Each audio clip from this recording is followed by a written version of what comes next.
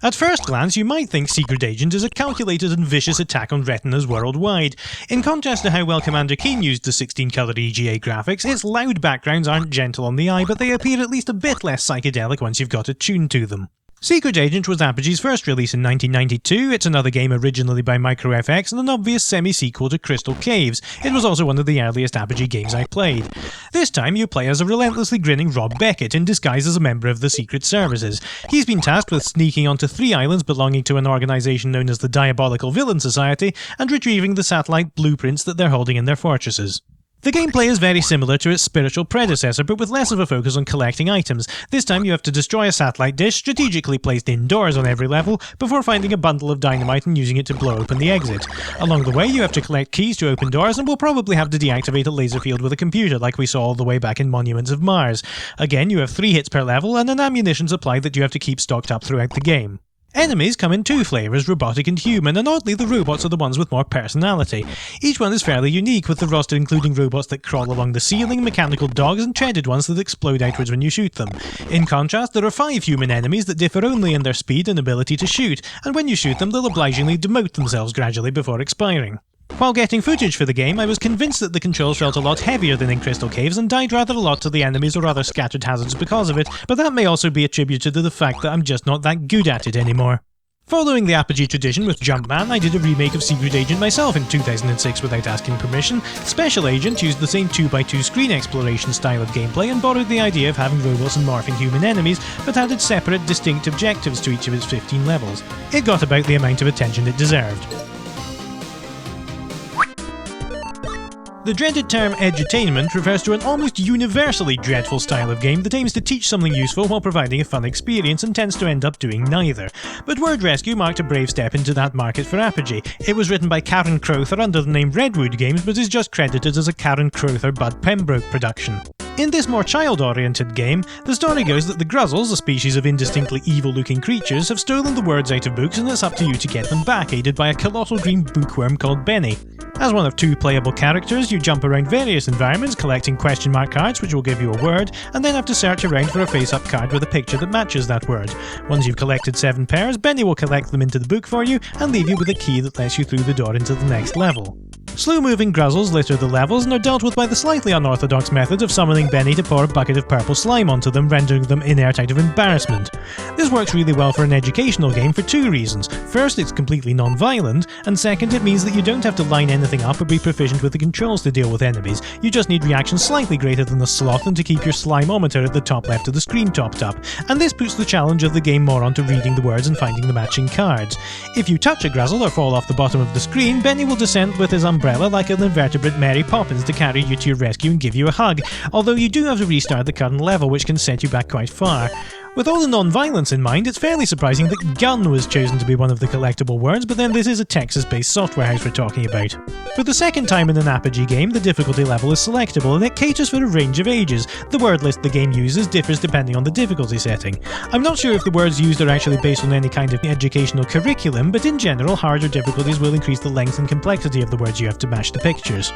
I am frankly not qualified to comment on how effective Word Rescue is as an educational tool, but I know I'd certainly prefer any mutant mouse-rabbit children I might have to do something that requires being able to read from a very early age, instead of being talked to in a gibberish language like the f***ing Teletubbies. Even though I find going back and forth a bit of a slog, I imagine for children it could be quite fun, and it also teaches them about the best way to resolve conflicts in life.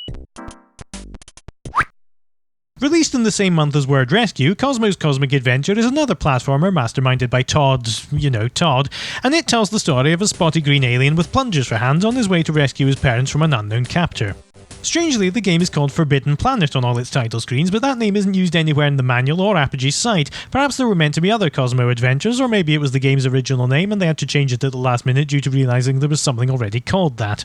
Now, it could be that I was putting this particular game's commentary together when it was coming up to midnight. I had a bit of a pain in my eye and my patience was wearing thin, but I don't think Cosmo was very good.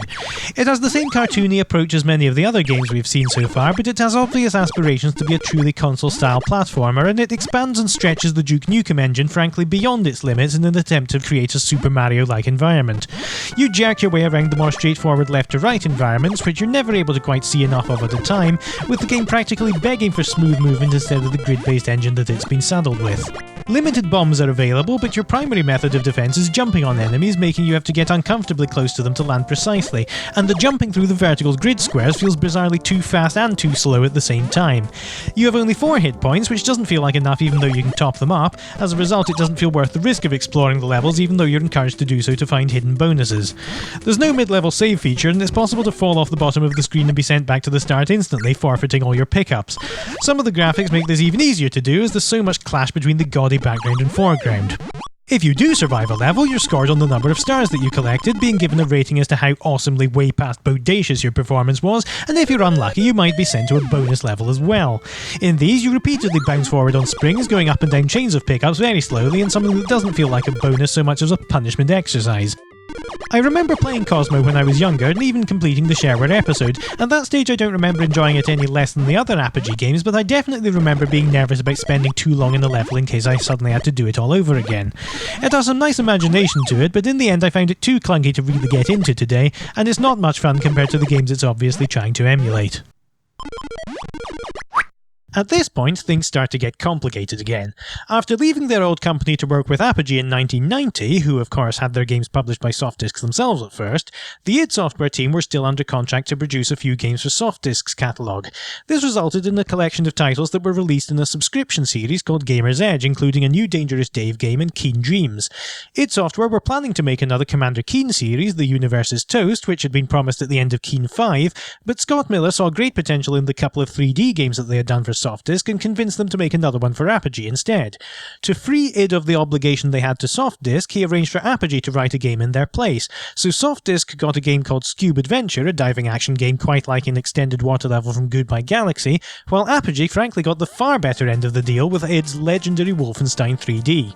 This game hardly needs any introduction. It's the story of B.J. Blazkowicz, canonically the grandfather of Commander Keen, in his escape from an unusually boxy German prison castle. It was based on a top-down game by Muse Software on the Apple II called Castle Wolfenstein, and was originally meant to include all sorts of stealth mechanics like taking down guards from behind and having to stash bodies where they wouldn't be seen, but this was seen as too awkward and they went for a more straightforward approach instead. The game as we know it is about charging through rooms, blasting nasty Nazis, collecting treasure and finding keys to get to the lift that takes you to the next level. It's a pretty difficult game because the amount of damage you take depends on the distance between you and the enemy who shot you, so even if you're doing well, you'll be dead in 2 seconds if you let someone ambush you. Fortunately, dinner plates are scattered liberally around the castle and bullet wounds can reliably be patched up with a healthy serving of pie and chips. The mathematics needed for running around a full 3-dimensional game were far beyond the capabilities of the home computers of the time, so in Wolf 3D the environment is shown by using a raycasting engine.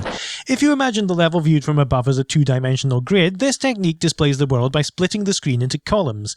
For each column, it draws a line outwards from the player's current location at an angle, and calculates the height to display a wall in that part of the screen depending on the distance between the player and the nearest wall that falls on that line. A further away wall will be rendered smaller. It continues to do this for other angles, creating an arc from the player's view, until the picture is entirely built up. The ceiling and floor are left as one solid colour each and don't have to be redrawn, only the walls and objects need to be updated to give the illusion of movement. If you want to know how the different wall textures are then applied, ask John Carmack, I don't have a clue. But thanks in no small part to id's decision to finally step up to 256 colour VGA, the game looked like nothing else at the time. Wolfenstein 3D comes in a whopping 6 episodes compared to the usual 3, this time all self-contained in a single game with a selection menu rather than having separate games for each one as they had in the past. The first half of the episodes are the main story, while the second half are a prequel trilogy around the operation Blazkowicz was assigned to before his capture. While more content is always nice, there isn't a whole lot of variety between the episodes. Those blue, grey and wooden walls remain mostly the same throughout. The exception is in the secret levels, which contain unique ideas, most noticeably this 3-dimensional Pac-Man scenario which has appeared in many of my nightmares, being chased by life-draining, googly-eyed MS Paint ghosts. The episodes do at least have unique enemies like these dancing robo-Frankensteins and a set of white guards. Having only played the shareware version before, I hadn't even realised there were more enemies than the dogs and lower soldiers. In another innovation, the guards are digital digitally voiced, and some of the samples have become famous in their own right. The game was and still remains banned in Germany because of its content. Under German law, the symbols of the Nazi Party can only be displayed in a documentary or educational context, and a game about blasting your way through swastika-shaped castles on your way to destroying Mecha Hitler was not deemed historically accurate. It did, however, get a heavily edited release on the Super Nintendo. At the request of the media rating authority, the Bundesprüfstelle für jugendgefährdende Medien, the Nazi-related imagery was taken out, the dogs were replaced with giant rats, and the blood was removed, along with Blazkowicz's glasses. Wolfenstein 3D wasn't exactly the first-person shooter as it's often claimed to be, but it was definitely one of the most important, and it laid the foundations of the modern genre. It was a huge enough success for this to be the last game that id Software wrote with Apogee. Next time they would make an independent release with the obscenely successful release of Doom. As a result, the new Commander Keen game was never made, and only reappeared as a fan project by a Keen enthusiast called Seelick in the late 2000s. Math Rescue, a game desperately in need of an S, is the sequel to Word Rescue and was released just 8 months after it. It also has the honour of being the first game to use the red Apogee logo as we now know it. It adjusts the engine to give it a much greater sense of pace and adds some sounds that I'm pretty sure were borrowed from Duke Nukem. This time the Gruzzles have stolen the numbers from things like highway speed limit signs and banks, rendering the world substantially improved. Nevertheless, Benny Bookworm, who has now grown into a butterfly, charges you with her safe return, and you have to explore underwater in the far reaches of space, accompanied by an oppressively jazzy soundtrack to retrieve the digits that have been taken.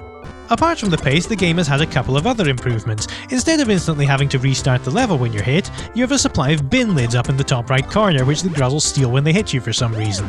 However, you can still lose all your health instantly if you fall off the bottom of the screen. You also don't need to hunt through the levels to gather matching pairs of items this time, although you do get a bonus for doing the maths puzzles in the commonly accepted numerical order according to the number on their cards. Therefore, the game becomes less about your memory and more about just collecting and solving the problems. Recalling Dark Ages from the previous video, a walkthrough might reasonably go maths, maths, maths, maths, maths, maths, maths. The selectable difficulty levels make a return, and in this game they refer to how active the enemies are and how many sums you have to solve before you get the key to the next level. However, in what seems like an oversight, the difficulty of the problems doesn't scale with the difficulty level, and even the preschoolers will be faced with unfairly high times tables. You can, however, turn off certain operations and set whether you want to be given just equations, scenarios involving things like adding up the number of donuts bolted to a road sign for some reason, or no maths at all, and in a thoughtful touch for parents and schools is a command line switch to permanently disable the cop-out option if you don't want it to be messed with. There was to be another game starring the same cast of characters called Gruzzle Puzzles, referred to in the game's help and in its ending sequence. Unfortunately, it never came out because by that time Benny had died.